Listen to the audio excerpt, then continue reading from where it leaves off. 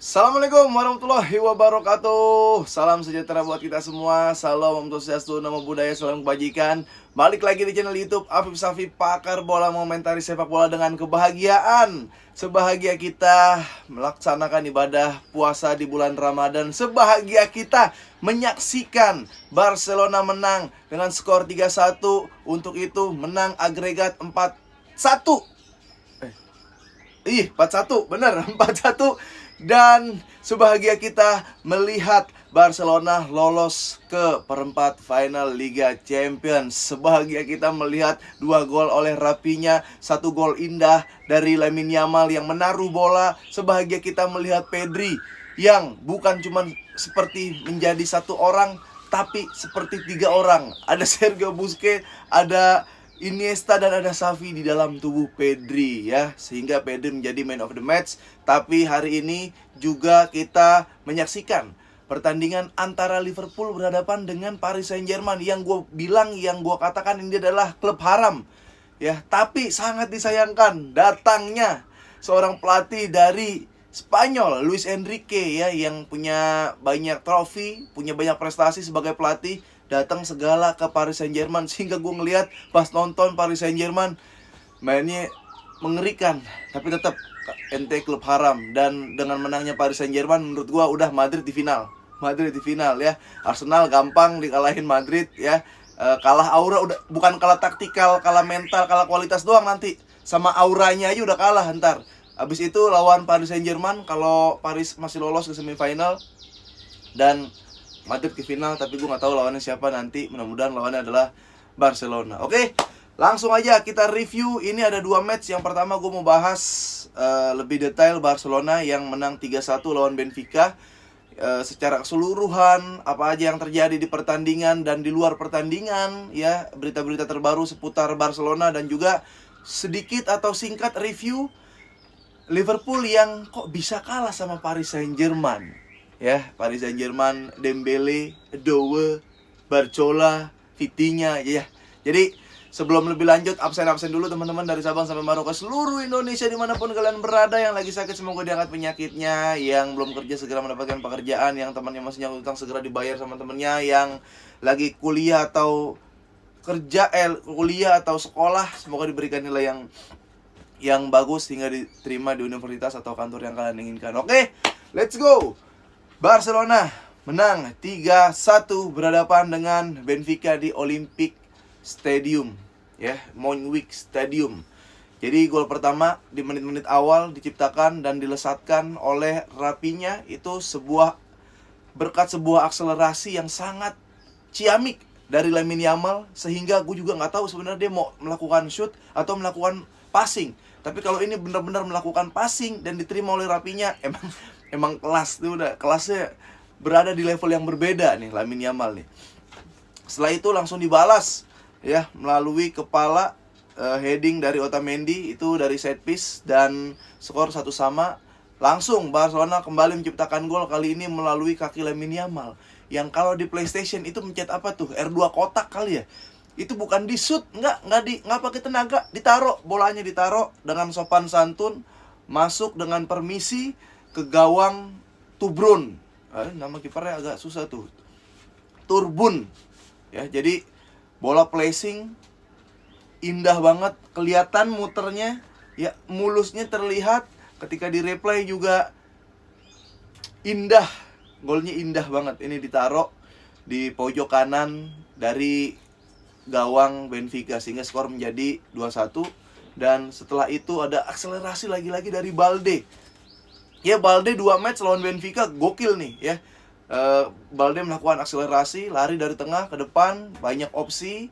Balde kadang kalau dari pinggir, dari wide, dia passing agak aneh, tapi ketika udah ada di tengah, punya opsi yang banyak, dia sudah melakukan atau dia sudah belajar apa yang harus dilakukan, keputusan mana harus diambil ketika dia ada di tengah.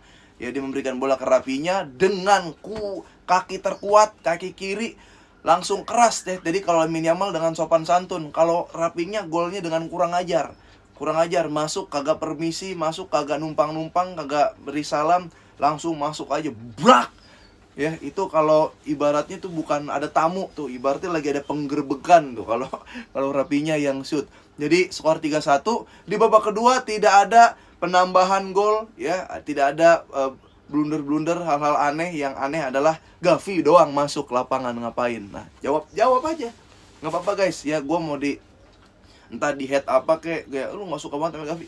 Jawab aja, semalam ngapain Gavi di lapangan ya. Oke, kita langsung review detail match antara Benfica yang kalah 3-1 di Montjuic Stadium oleh Barcelona. Yang menjadi man of the match adalah Pedri, walaupun Lamine Yamal 1 gol 1 assist, Rapinya 2 gol. Jadi GA-nya lebih banyak, orang-orang yang menciptakan gol dan create chance, tapi man of the match tetap Pedri ya. Ini gua bisa mengatakan bahwa Liga Champions ini penilaiannya sangat kredibel. Dia tahu kelas pemain, dia tahu kualitas pemain. Jadi gue setuju juga dengan Thierry Henry yang dia bilang bahwa ya lu bisa bukan cuma sepak bola, bukan cuma mencetak gol, tapi ada juga yang namanya lead the game, control the game ya. Dia bisa mendelay bola, delaynya juga tepat gitu kan, masuknya juga tepat, passingnya juga tepat, short passnya oke. Melakukan short pass, pergerakan, dia memberikan passing lalu memberikan pergerakan, dia memberikan long ball lalu gerak lagi. Nggak ada berhentinya Pedri ya, nggak ada berhentinya berkontribusi, selalu menjadi distributor buat ke depan, selalu menjadi tumpuan kalau misalkan Barcelona lagi diserang. Bayangin ya. Jadi gue menganggap Pedri ini guys ya, Pedri ini bukan cuma mesinnya Barcelona, bukan cuma otaknya Barcelona, bukan cuma distributor passingnya Barcelona, tapi Pedri ini nyawa guys ya. 2 kali match Hansi Flick ya, setelah gue bilang bahwa jangan pernah mengganti Pedri kalau misalkan posisi belum terlalu menguntungkan selama 90 menit ya. Beberapa kali Pedri main selama 90 menit, yang diganti adalah Areal di samping Pedri, karena gue ngerasa siapapun yang main sama Pedri, karena Pedri berkelas dan berkualitas, levelnya akan naik ya, kayak Frenkie de Jong. Oke, nanti gue bahas detail lagi secara kenapa Pedri bisa seperti itu. Nah, Barcelona bermain menggunakan 4-2-3-1 seperti biasa. Lalu perbedaannya adalah dengan tidak adanya Kubarsi. Ada Inigo dan Ronald Araujo di sana, Konde sebelah kanan, Balde yang semakin konsisten di sebelah kiri. Ya, lalu double pivot ada Pedri dan Frenkie de Jong. Di depannya lagi ada Dani Olmo, sebelah kanan ada Lamine Yamal, sebelah kiri ada Rapinya.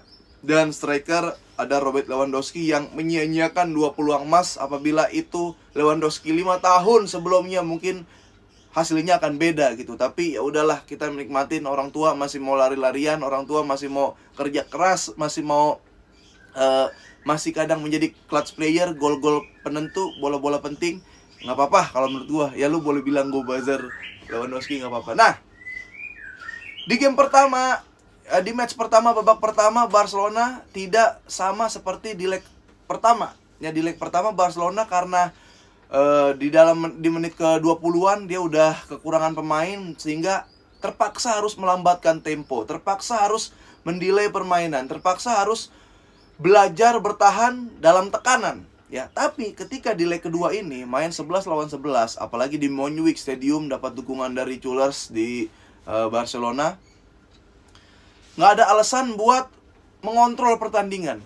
Barcelona langsung mengontrol pertandingan, determinasi, ya, dia melakukan pressing, transisi Benfica yang menurut gue keren banget. Barcelona udah bisa ngimbangin ya. Karena yang bikin gue salut emang Benfica ini transisinya nih. Jadi kelihatan kinerja atau etos kerjanya ini udah sangat terlihat gitu.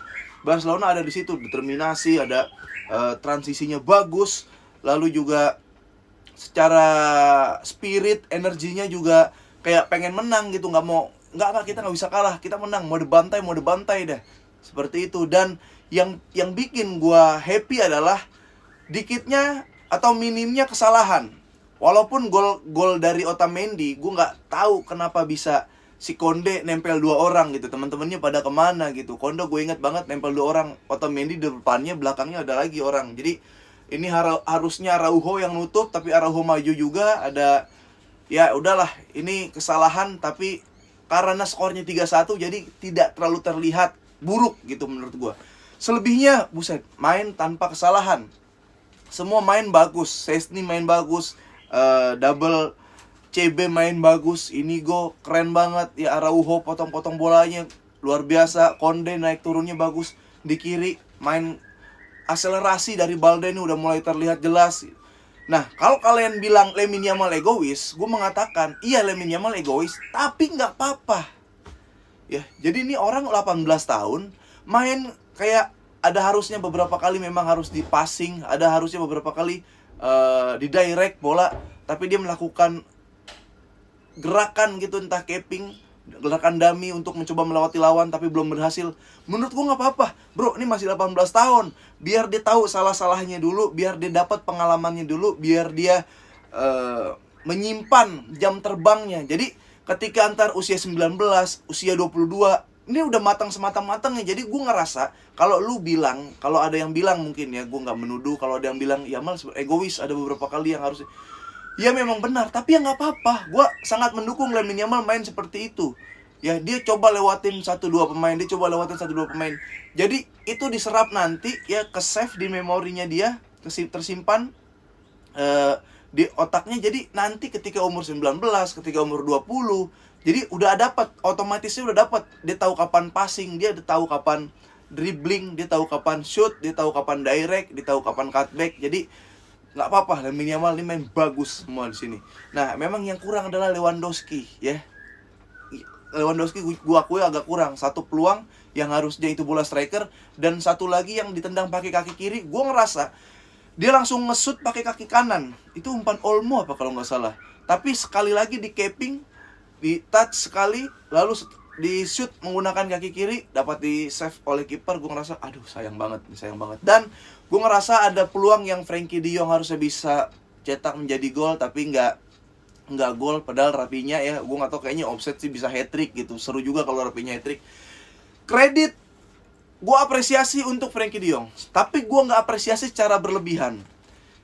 Karena lu udah main bareng Pedri di tengah, maestro, masterclass ya. Leg 1 dia mendapat man of the match, leg kedua mendapat man of the match. Lu main dengan seperti itu di samping Pedri dan gaji gede, wajar. Nah, jadi gue apresiasi peningkatan dan perubahannya. Karena gue ngeliat, guys, gue pernah ngeliat guys, ketika Barcelona warming up, di situ ada Barcelona melakukan sprint 3 kali apa 4 kali gitu, sampai setengah lapangan. Lu nonton video gue di short, itu yang paling kencang speednya saat itu masih ada Dembele di Barcelona, yang paling kencang De Jong. Makanya lu ngeliat tadi kalau De Jong lagi akselerasi, lagi soloran, ketika dia diberikan tugas, kalau direct lagi nggak bisa, kalau short pass lagi dipotong jalurnya, lewatin 1-2 pemain, De Jong tuh bisa ngelakuin itu. Kan gue bilang De Jong nih bukan pemain jelek, tapi saat itu males dan awareness defense-nya yang lebih terlihat ya. Ketika males, pas attack nggak kelihatan, pas defense kayak nggak mau ngebantuin. Itu yang bikin gue sebel gitu. Ini pemain bagus, cuma gue minta De Jong mau capek. Nah, pertandingan tadi malam gue ngeliat De Jong tuh mau capek ya. Dia turun ke bawah, ketika lagi counter dia akselerasi sendiri, soloran, lewatin 1-2 pemain, dan pemain yang dilewati itu kalah speed sama De Jong. Kalau dia mau mah bisa, kalau dia mau mah dia ada di top tier gelandang terbaik. Cuma nggak dikeluarin, makanya gue bilang apa, wajar sampingnya Pedri ya, gaji segitu. Gue udah ngeliat dia main di di Ajax seperti apa, dan gue tahu kualitas dia seperti apa gitu. Ingat, gue nggak pernah benci De Jong dan gue bilang De Jong pemain jelek, nggak. De Jong saat itu ya, dia pemain bagus tapi males, dan malesnya itu selalu kelihatan, selalu nunjukin. Jadi subs, dia nggak berikan energi buat teman-teman di sekitar. Nah sekarang kayak gitu ya wajar, keluarkan 100%. Gue baru ngelihat De Jong nih baru 75%, dia bisa 100%. Kalau dia nggak malas, dia bisa lebih dari pertandingan semalam. Tuh Frenkie de Jong ya. Olmo main oke lah. Jadi di babak pertama ketika udah dapat 3 gol, setelah itu diganti nggak apa-apa. Karena apa? Untuk membongkar Benfica yang transisinya bagus, yang defense-nya juga luar biasa. Jadi dipuji sama Hansi Flick. Butuh smart player, bukan tebrak tubruk. Ntar tabrak tubruk kalau ketemu lawan yang asal-asalan, tabrak tubruk. Emang seru ngelihat Gavi kayak, wah gila nih warrior nih, bertarung, berjibaku gitu. Cuma lagi nggak butuh, kita lagi butuh pemain otak, kita butuh pemain yang keputusannya bagus gitu. Makanya Olmo di babak pertama, babak kedua ditarik, ya nggak masalah gua. Nah, ya udah di babak pertama ini Barcelona yang gue inginkan, Barcelona yang dikit banget melakukan kesalahan, Barcelona yang pede, Barcelona yang menguasai bola dan menciptakan gol pada endingnya. Ini gue salut ya. Dan di babak kedua gue ngerasa Barcelona udah menang aja 3-1. Ya udah 3-1 udah Barcelona menang. Dan gue ngeliat adjustment apa di babak kedua, dimasukkan Fermin sebagai sayap. Ya, Fermin di tengah, ganti Olmo, Lewa ganti si Ferran. Fermin di kiri gitu, terus De Jong ditarik, ganti Gavi masuk. Apa yang terjadi? Ya, apa yang terjadi setelah beliau masuk, setelah adik-adian kita masuk? Bang, lu benci banget? Enggak benci. Lagi butuh gak tim sama Gavi? Kalau butuhnya untuk ngurangin atau menyimpan nafas dan tenaga, ya it's okay karena udah menang. Makanya gue bilang di YouTube gue, kalau mau mainin Gavi mainin, tapi pastikan Barcelona udah aman. Ya, jadi seperti itu. Setelah melakukan pergantian, Erik masuk, nggak ada perubahan banyak. Ferran masuk. Ferran nih kalau lagi jadi striker nomor 9 jelek banget positioningnya. Bener, jelek banget, gue heran. Ferran bikin heran. Nah, ya udah nggak ada apa-apa ya lagi yang tercipta setelah pergantian. Gavi dapat satu peluang tapi dapat diblok. Ya, Pedri main 90 menit sesuai keinginan kita. Itu yang pertama. Barcelona dikit banget melakukan kesalahan. Ya, gue udah bilang meminimalisir kesalahan, jangan aneh-aneh dilakukan. Determinasinya oke. Ya, tempo dia ngatur. Dia bisa mengatur tempo, dia bisa menguasai bola dan dia bisa menguasai pertandingan. Dengan end produknya adalah tercipta gol. Itu yang terjadi ya. Lamine Yamal gocek-gocek, biar dia tahu nanti udah gede salahnya di mana, biar dia tahu keputusan dia itu bagus apa enggak gitu. Jadi otomatis udah itu yang terjadi. Silakan buat kalian yang mau di komen, kalau mau komentar atau nggak setuju dengan opini gue, silahkan banget, nggak apa-apa ya. Dan gue mau sedikit nge-review Liverpool. Liverpool tuh udah kalah dari babak pertama ya. Udah di Dembele golin, terus Liverpool kayak beberapa kali peluang kena save si Donnarumma, kena save back satu tendangan siapa ya gue lupa tuh, McAllister apa Szoboszlai gitu. Udah salah udah kagak ada kiper. Ada lagi si Mendy si siapa, Nuno Mendes. Ada lagi Marquinhos nyelip gitu. Ketika bola yang ini gol nih, ada back muncul, ini gol nih, kena tiang, ini gol nih, Donnarumma masuk. Sehingga golnya dari Paris Saint-Germain counter attack Dembele, bukan dari setup Dembelenya, enggak. Oke, ada cutback dari kanan gitu dari Barcola, tapi kayak Konate salah ngeblok, Alisson jatuh. Enggak, udah kalah, itu kalah. Udah kalah. Bola-bola kalah udah terlihat ketika Liverpool kebobolan dan ketika Liverpool susah banget untuk mencetak gol. Nunes masuk ya di pertandingan nggak bisa ngapa-ngapain, penalti nggak gol. Udah ini Madrid di bagian kiri langsung ke final. Karena menurut gua Arsenal jangan sama mental dan taktik, kualitas ame auranya aja mental ntar. Arsenal tuh lu lihat deh ntar. Lalu juga ada si di bawahnya, berarti kalau enggak si Aston Villa di sebelah kiri gampang lah bisa dikalahin sama ya. Nanti berarti Aston Villa ketemu si siapa ya Aston Villa. Coba guys, gua agak sedikit lupa nih. Samping kiri Madrid, Atleti, Arsenal, PSV, Lille. Oh enggak, Lille di kanan. Aston Villa, ada Aston Villa situ. Klub Brugge di bawahnya lagi ada Paris Saint-Germain yang baru saja mengalahkan Liverpool. Oke, gitu aja guys. Ya jangan lupa nanti gua akan kasih tahu update-nya di Dance TV ya. Ada YouTube namanya Dance TV. Dia udah mulai masuk ke ranah sport dan ada gua di situ sebagai host dan dengan bintang tamu yang kredibel, narasumber yang kompeten. Kita bahas timnas, update seputar tim nasional Indonesia dan update seputar Liga 1, juga update tentang liga di dunia, oke, di luar negeri dan di dalam negeri. Jangan lupa dukung terus. Nanti sebentar lagi kita akan bertanding Indonesia lawan Australia. Ya menurut gua kita harus menang secara taktik. Kalau kita harus menang teknis, kita menang, non teknis juga kita harus menangin guys. Oke, gitu aja. Silahkan di komen di kolom komentar. Terima kasih yang selalu menonton dan menjadi penonton setiap Pakar Bola ya, Karbol Mania. Terima kasih sehat-sehat selalu teman-teman ya, lancar-lancar puasanya dan lancar-lancar ibadahnya. Vamos, sampai ketemu lagi di next video.